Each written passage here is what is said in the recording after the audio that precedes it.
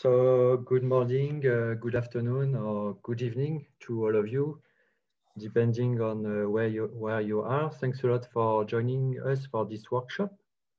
So this workshop was supposed to be organized in Montpellier at CIRAD in France, but due to the current health crisis, we had to turn it into a virtual event. So I hope we won't have any technical issues and that we will still have interesting discussions. So let's start now. So why are we organizing this workshop? So as you know, the Paris Agreement aims to limit the temperature, global warming to well below 2 degrees and to pursue efforts to limit also temperature increase to 1.5 degrees above the pre-industrial levels. And the IPCC recently published a special report on the 1.5 global warming. And they estimated that the remaining carbon budget for a probability of 66% of limiting global warming to one side for residual emissions, because for some sectors, it's very difficult to achieve zero emissions.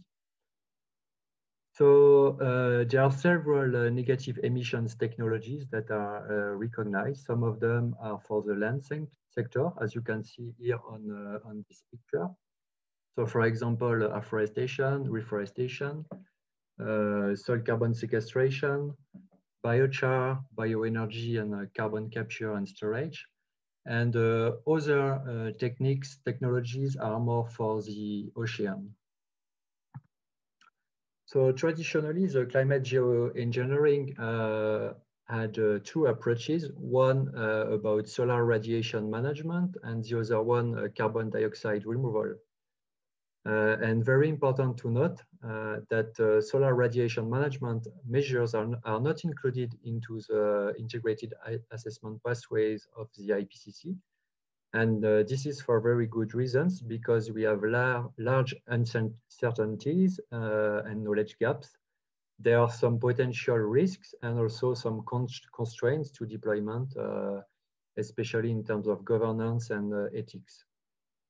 And also, the solar radiation management do not really address the cause, but rather they address the consequences of greenhouse gases emissions. And also these techniques do not mitigate ocean acidification, for example.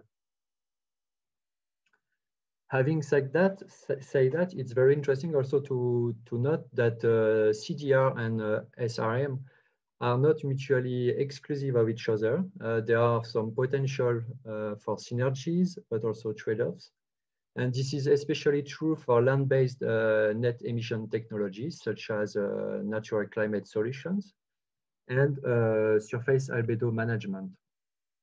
And very recent papers also showed that regional land radiative management and cropland albedo management can be very effective, for example, for temperature mitigation and especially for hot extremes. So on this figure here, you can see that carbon dioxide removal for mitigation, whereas the solar radiation management are more for adaptation. But this is also the purpose of this workshop, to discuss the role of both of them, and especially if albedo could also be used as a way to mitigate climate change. So as you know, the AFOLU sector is responsible for about 23% of total anthropogenic greenhouse gases. And the land sector is directly and already very impacted by global change, because the land surface air temperature has risen twice as much as the global average temperature. But on the positive aspect is that many land-related responses that contribute to climate change adaptation and mitigation can also have positive benefits in terms of combating desertification, land degradation, and to enhance food security. And this last year, a lot of initiatives were launched to emphasize the role of land use and land management for climate change mitigation. So this is, for example, the case of the 4 per thousand initiative, of the Coronivia joint work on agriculture, and also the FAO program REGSOIL, recarbonization of global soils. So this picture taken from the special report on climate change and land from IPCC is showing several options for the land sector and the possible co-benefits in terms of mitigation, adaptation, and, for example, food security. So we can see there are a lot of different options. And recent studies has also estimated this maximum potential of natural climate solutions for climate change mitigation. And this is quite huge. It's estimated at 24 petagrams of CO2 equivalent for the forest management, agriculture, grasslands, and wetlands. But the question that we want to ask here in this workshop is, can climate change mitigation only be achieved through biochemical effects of carbon sequestrating practices? What is the role of biophysical effects? Are they important, relevant? And is surface albedo management only about climate change adaptation, or can it also play a role for climate change mitigation? So on this figure here, you can see that basically any land use change has a direct impact on the biochemical part, so carbon sequestration and greenhouse gases emissions, but also on the biophysical forcing, so especially on albedo. But there is also a very big interaction with the water cycle, for example, with evapotranspiration, making things very complex. So recent papers also showed that for some practices, such as reduced tillage, irrigation, and cover crops, the biophysical effects could have an additional positive effect for climate change mitigation. And on the other hand, for some practices, such as biochar or forest and afforestation, these biophysical effects could have a negative effect on climate change and sometimes offset completely the climate benefit of these practices. But of course, this is more complex than that. It depends on the soil type, the latitude, and etc. So this is what we are going to discuss during this 2 days of workshop. So we are very lucky for that, because we have the top experts on these topics, on albedo, climate change mitigation, and carbon cycle. So I thank all of them again for being there, for being willing to present their work.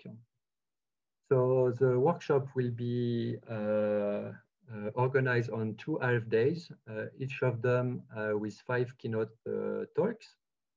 So each presentation is about 30 minutes, and there will be also 10 minutes of questions. You can send directly the questions in the chat during the presentation of the keynotes. And we will also share with you a Google Doc, because of course, all questions will not be answered during this workshop. So if there are still unanswered questions, keynote speakers will try to answer them after. So this first half day is more on the methodological aspects. We are going to talk about measurement of albedo, about the comparison between biochemical and biophysical effects, and also on how to compute net radiative forcing for land use and management. And tomorrow we will have examples of land use and management effects on albedo, carbon sequestration, and climate change mitigation. So for example, on cover crops, on chlorophyll deficient crops, biochar, bioenergy crops, and forest management.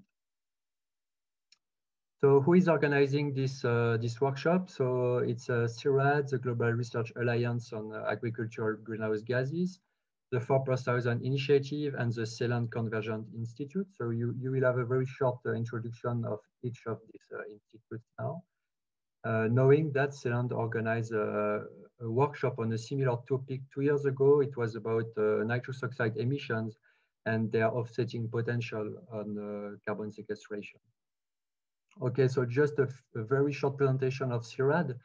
So CIRAD is a French public research organization with an international vocation.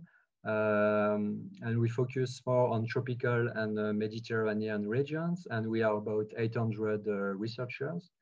We have different thematic fields, and one of them is, of course, climate change. We are divided into 3 scientific departments. One, understanding biological systems from molecule to ecosystems. Another one more on tropical production and processing systems. And the last one more on environment and societies. Okay, and we are all about 350 researchers abroad or in the French overseas regions.